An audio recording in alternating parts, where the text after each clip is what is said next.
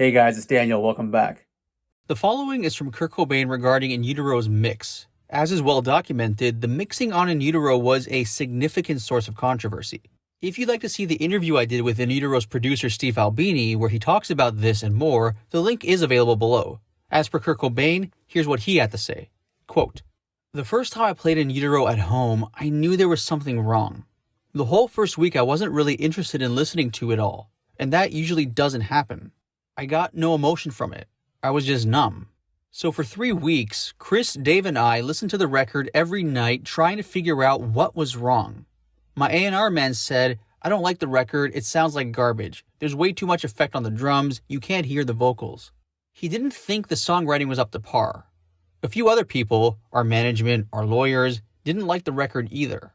I couldn't really say much to anyone because at the time, I wasn't sure what I wanted to change on the album. We finally came to the conclusion that the vocals weren't loud enough, and the bass was totally inaudible. We couldn't hear any notes that Chris was playing at all. I think there were a few songs on Utero that could have been cleaned up a bit more. Definitely Pennyroyal Tea, that was not recorded right. That should have been recorded like Nevermind because I know it's a strong song, a hit single. You hit and miss. It's a really weird thing about this record. I've never been more confused in my life, but at the same time, I've never been more satisfied with what we've done. The mastering was a very important part of what happened, which I hadn't realized before because when we brought the tapes home from the studio and put the tape in our home studios, it sounded very different to what we heard in the studio. For about 3 weeks, we were baffled ourselves. We didn't know what was wrong. So I wasn't looking forward to hearing it when usually I'll listen to what we just recorded a lot to scrutinize it. I could not put my finger on it at all. I couldn't tell what was wrong. Then, again, after about 3 weeks, we all realized the vocals weren't loud enough. We just hadn't spent enough time on the mixes.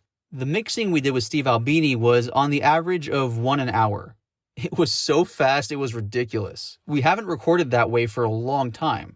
That's not the way we want to mix anymore. It's not a matter of money because we've spent a lot of money and the actual recording of the album cost $17,000, which is nothing for a major label release. It just took a long time to figure out exactly what was wrong. We decided to take a chance on remixing 2 of our favorite songs to make sure the vocals would be loud enough. The rest of them we thought we'd take the chance of improving them during the mastering. Mastering is an amazing thing. You can really change a lot of things. You can take the vocals completely out or turn them up 4 or 5 decibels. That took care of it. We'd realized the bass wasn't audible enough and the vocals were too quiet. And that's about it.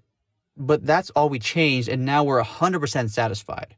I wouldn't change anything now, though there was that 3 weeks when it's true we didn't know what we were going to do.